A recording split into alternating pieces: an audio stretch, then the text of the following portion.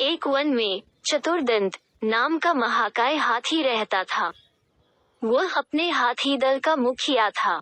बरसों तक सूखा पड़ने के कारण वहां के सब झील, तलैया, ताल सूख गए और वृक्ष मुरझा गए। सब हाथियों ने मिलकर अपने गजराज चतुर्दंत को कहा कि हमारे बच्चे भूख प्यास से मर गए। जो शेष है मरने वाले हैं, इसलिए जल्दी ही किसी बड़े तालाब की खोज की जाए। बहुत देर सोचने के बाद चतुर्दंत ने कहा, मुझे एक तालाब याद आया है। वह पातालगंगा के जल से सदा भरा रहता है। चलो वहीं चले। 5 रात की लंबी यात्रा के बाद सब हाथी वहां पहुंचे। तालाब में पानी था। दिन भर पानी में खेलने के बाद हाथियों का दल शाम को बाहर निकला। तालाब के चारों ओर खरगोशों के अनगिनत बिल थे। उन बिलों से जमीन पोली हो गई थी। हाथियों के पैरों से वे सब बिल टूट फूट गए। बहुत से खरगोश भी हाथियों के पैरों से कुचले गए।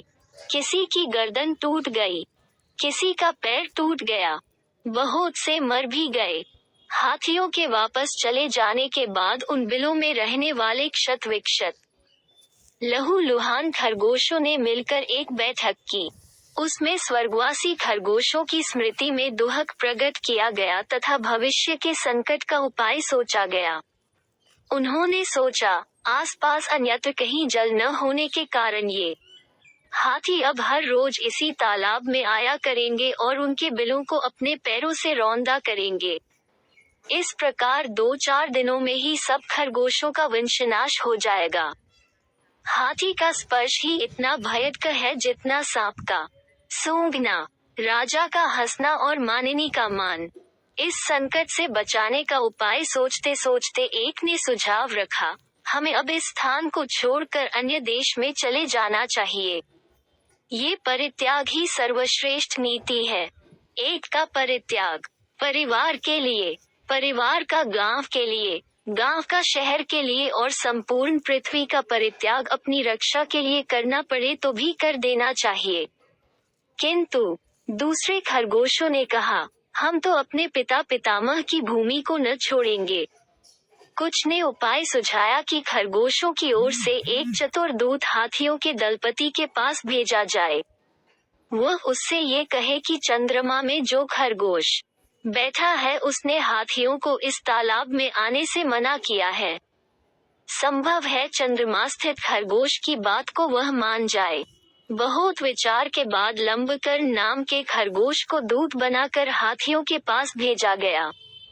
लंबकर्ण भी तालाब के रास्ते में एक ऊंचे टीले पर बैठ गया और जब हाथियों का झुंड वहां आया तो वह बोला, ये तालाब चांद का अपना तालाब है, यह मत आया करो। गजराज, तू कौन है? लंबकर्ण, मैं चांद में रहने वाला खरगोश हूँ। भगवान चंद्र ने मुझे तुम्हारे पास ये कहने के लिए भेजा है कि इस तालाब में तुम मत आया करो। गजराज ने कहा, जिस भगवान चंद्र का तुम संदेश लाए हो वह इस समय कहाँ है? लंबकर्ण, इस समय वह तालाब में है। कल तुमने खरगोशों के बिलों का नाश कर दिया था। आज वे खरगोशों की विनती सुनकर यहाँ आए हैं। उन्हीं ने मुझे तुम्हारे पास भेजा है। गजराज, ऐसा ही है तो मुझे उनके दर्शन करा दो, मैं उन्हें प्रणाम करके वापस चला जाऊंगा। लंबकर्ण अकेले गजराज को लेकर तालाब के किनारे पर ले गया। तालाब में चांद की छाया पड़ रही थी। गजराज ने उसे ही चांद समझकर प्रणाम किया और लौट पड़ा। उस दिन के बाद कभी हाथियों का दल तालाब के किनारे नहीं आया।